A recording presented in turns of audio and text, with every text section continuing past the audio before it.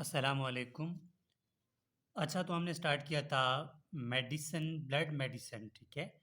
और इसमें हमने एनीमिया पढ़ लिया था और एनीमिया क्या होता है, उसकी डेफिनेशन, क्लासिफिकेशन और ओवरऑल जो प्लेलिस्ट में जो है फर्स्ट टॉपिक अपलोड कर दिया था।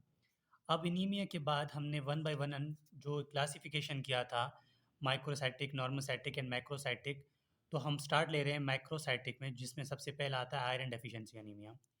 तो आयरन डेफिशिएंसी एनीमिया आज हमारा टॉपिक होगा, तो फिर वन बाय वन इन सबको हम पढ़ते जाएंगे। सबसे पहली बात कि आयरन डेफिशिएंसी एनीमिया आज का टॉपिक है। और ये क्या होता है ओवरऑल, नाम से ज़ाहिर है आयरन डेफिशिएंसी एनीमिया, यानी बॉडी में आयरन की डेफिशिएंसी जब हो तो उस कंडीशन को बोलते हैं आयरन डेफिशिएंसी एनीमिया। क्यों? क्योंकि आपने पढ़ा होगा कि हेमोग्लोबिन के अंदर आयरन भी होता है, ठीक है? तो आयरन ना होने की वजह से हेमोग्लोबिन नहीं बनेगा, हेमोग्लोबिन नहीं बनेगा तो आरबीसी नहीं बनेंगे, आरबीसी नहीं बनेगा तो एनीमिया हो जाएगा। आयरन की डेफिशिएंसी के काजेज़ क्या हो सकते हैं? इंक्रीज़ डिमांड, या तो बॉडी में डिमांड इंक्रीज़ है कि बॉडी को ज़्यादा चाहिए, सच एज़ प्रेगनेंसी में ऐसा हो सकता है, ठीक है? माल न्यूट्रिशन, जो कि अच्छी डाइट ना हो, ठीक है, किसी भी इंडिविजुअल का, तो उसकी वजह से आयरन की कमी हो सकती है। मेंस्ट्रुअल ब्लीडिंग की वजह से हो सकता है, ठीक है? तो पेशेंट जो है अगर उनकी मेंस्ट्रुअल ब्लीडिंग ज़्यादा है, तो ब्लड ज़्यादा लॉस होने की वजह से भी एनीमिया हो सकता है, ठीक है? और कोई ब्लीडिंग हो, जीआई की ब्लीडिंग हो, ख़ासकर सीलिएक डिज़ीज़ में ये मिलता है, और कोई पैरासाइटिक इन्फेक्शन जो हो, ये सारे क्या हैं, काजेज़ हैं आयरन डेफिशिएंसी एनीमिया के। तो क्लिनिकल फीचर्स क्या होंगे? क्लिनिकल फीचर्स में सबसे पहले फटीग मिलेगा, थकावट सा, बेचैनी सा, ठीक है? और एक्सटर्नल डिस्निया मिलेगा पेशेंट को, एक्सर्शनल सॉरी, एक्सर्शनल डिस्निया मिलेगा पेशेंट को। इसके अलावा कलर पेल होगा और स्पून शेप नेल्स होंगे, मतलब उनके पेशेंट के जो नेल होंगे ना, टोटली स्पून शेप होंगे, ठीक है? तो इस कंडीशन को बोलते हैं काइलोनेशिया। और लास्ट में ड्राई ओरल कैविटी होगा। ओरल कैविटी जो है पेशेंट का बहुत ड्राई होगा, ऐसा लगेगा जैसे कोई चीज़ वहाँ पर बिल्कुल ड्राइएस्ट, जो आप गूगल भी कर लें आपको समझ आ जाएगा कि ड्राई ओरल कैविटी हो जाएगी। तो इसके बाद क्या क्या इन्वेस्टिगेशंस करेंगे? सबसे पहले ब्लड सीपी करेंगे, उसमें हेमोग्लोबिन कम मिलेगा और हेमेटोक्रेट कम मिलेगा, ठीक है? मीन कार्पस्कुलर वॉल्यूम वो कम मिलेगा।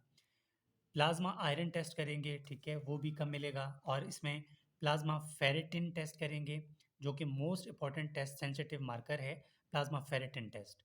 इसके अलावा ट्रांसफेरिटिन सैचुरेशन देखेंगे, जो कि कम मिलेगा। सॉल्युबल फेरिटिन रिसेप्टर्स देखेंगे, वो भी क्या मिलेगा, ज़्यादा मिलेगा। क्यों ज़्यादा मिलेगा? क्योंकि बॉडी में आयरन की कमी होना, तो रिसेप्टर ज़्यादा प्रोलिफरेशन हो जाती है, क्योंकि बॉडी में कुछ भी हो अगर हो, तो आके कहीं न कहीं से रिसेप्टर के साथ बाइंड कर जाए और अपना काम कर जाए। तो रिसेप्टर बहुत ज़्यादा हो जाता है, ठीक हो गया? और टोटल आयरन बाइंडिंग कैपेसिटी जो है वो भी इंक्रीज़ हो जाती है कि कोई भी आयरन मिले ताकि वो उसको साथ बाइंड करके अपना काम करे, ठीक है?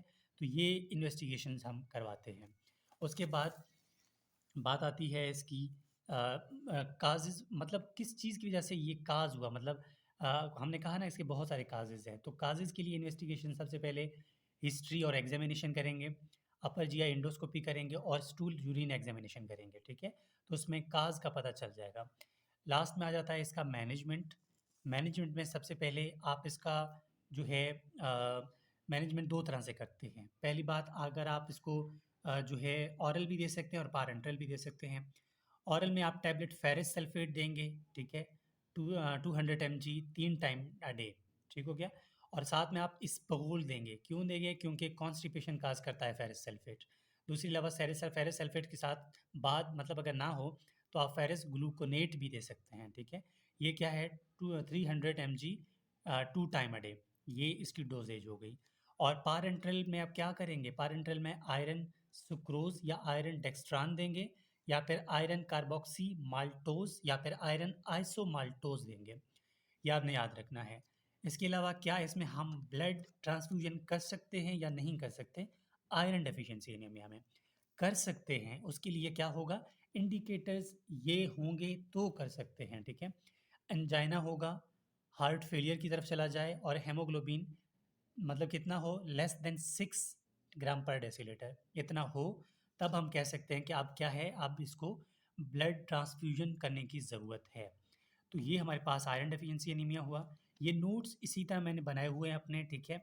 इसी तरह हम वन बाय वन हर जो है टॉपिक रिलेटेड टू ब्लड जो है वो डिस्कस करते जाएंगे। और अगर आपको ये नोट्स चाहिए होंगे तो आप लोग हमसे व्हाट्सएप में कांटेक्ट कर सकते हैं। व्हाट्सएप का नंबर डिस्क्रिप्शन में दिया हुआ है मैंने। बाकी इसी तरह आपका भी टाइम बचेगा, मेरा भी टाइम बचेगा। ब्लड को हम इसी तरह डिस्कस करेंगे। बाकी जो भी चैप्टर्स पीछे रह जाएंगे उनको साथ साथ लिखते लिखते आपको भी समझा देंगे।